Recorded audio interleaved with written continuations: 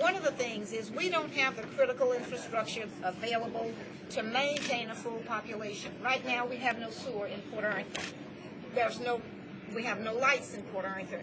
Those persons who stayed were told that if you stay, you have to be self-sufficient, and I'm assuming that they are. We want our citizens to come back. We've had several fires in Port Arthur, so homes have been lost, and we're just trying to get this information across the state and in Louisiana, wherever it is that they are, that we don't have what it takes to sustain a full population at this particular time.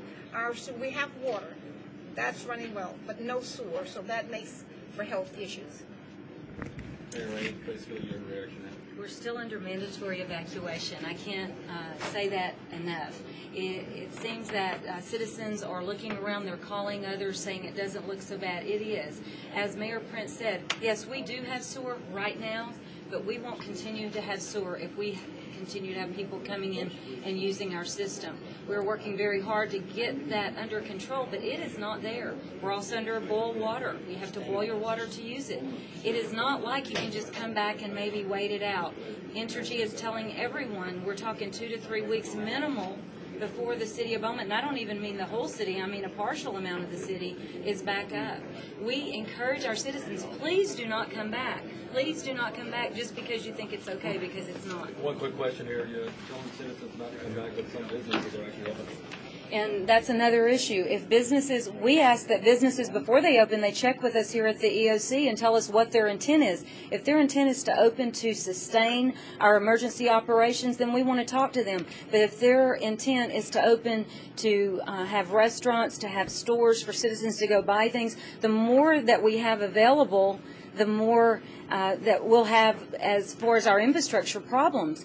But then again, too, we want to make sure in the city of Beaumont, if we're saying we don't want stores to open to sustain the citizens that are here, we need to make sure they have a means to get out. And that's one of the things we were talking about today to the Secretary and to our Congressman, is that we need the buses to get them out and to have a place to go. And ambulances, our hospitals here in Beaumont are still open right now, but they're getting ready to start evacuating because they have the water and the sewer issues, and they know that that's getting ready to happen. So we need ambulances and buses to get the people out of Beaumont, and we're asking people, please do not come back. We are under mandatory evacuation. We are also still under curfew, as the entire county is.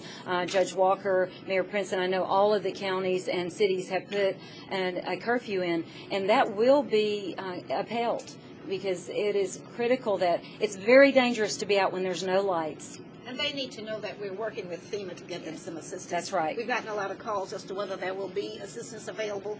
I think all of the mayors are going to be working with FEMA to make certain that we are considered for that assistance. Mayor Claybar, anything you want to add? We're still in rescue mode in Orange County, and we feel like we've gotten the support that we need right now.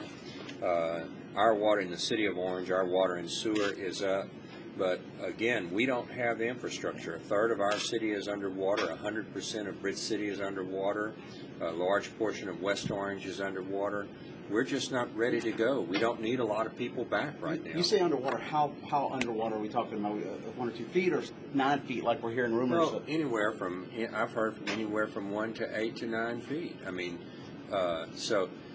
and if you have water in your house, it really doesn't make that much difference if it's 6 inches or 6 feet. But they're talking about people being rescued on rooftops and drownings, and there's all kinds of rumors out there. Can you dispel some of those rumors? We have not heard of any drownings. Now, we have rescued 3 people out of Sabine Pass and 1 off of Pleasure Island. We still have concerns for 3 others that are in Sabine Pass. We are still receiving calls. Is there anything that y'all can tell us about, with Hurricane Rita, people could not get in here because the National Guard had the major entrances blocked, and we are not seeing that this time. And is there anything being done about that would restrict people from coming in? That is an issue that we are having right now, and I think the State Department is actually working with us on that, because we are not allowing or asking that citizens not be allowed to return. And I know it's difficult for them because everybody's concerned about their properties, but it's also a concern of ours that we cannot sustain them once they get in. So I think the state has been addressed by the state. But they can't control every single entrance everywhere. And plus, with Hurricane Rita, there was a much smaller area affected. We're talking about 3 counties here. We're talking about also Galveston, that's not even in our region that the state is dealing with. So the resources are much more limited than they were with Hurricane Rita. And so therefore, people they can find a way. That's why we are encouraging them. Remember, we are still, I can't say that enough, we are still under mandatory evacuation. Don't come back in and open your business. We are under mandatory evacuation. We do not have the infrastructure to support you. The only people who should be back here are people who can be 100% self-sustaining with water, sewer, everything that they need. Yes. That's the people who should be here. Can you expand on your boil note? Can you expand on your boil water notice and the sewer? You're talking about the infrastructure. How critical are we right now on that? Because there's been some talk about that as well. We're very critical. We have a boil water order. I mean, our water has been compromised because of the storm surge. There's no doubt about it. They need to do that. Shouldn't even brush your teeth without boiling the water. As far as the sewer, we're working to get that addressed. We need fuel. We need generators to get that addressed. But it would be not right for me to say what kind of time frame we're talking about because we just don't know at this point. But what we do know is we have sewer right now. But if we continue to use it as we are under these conditions, we will not have sewer in the next hour or 2 hours or tomorrow. And then people will be very upset because sewer will be backing up into their house and will be just as bad off as some of the poor people who have water in their homes.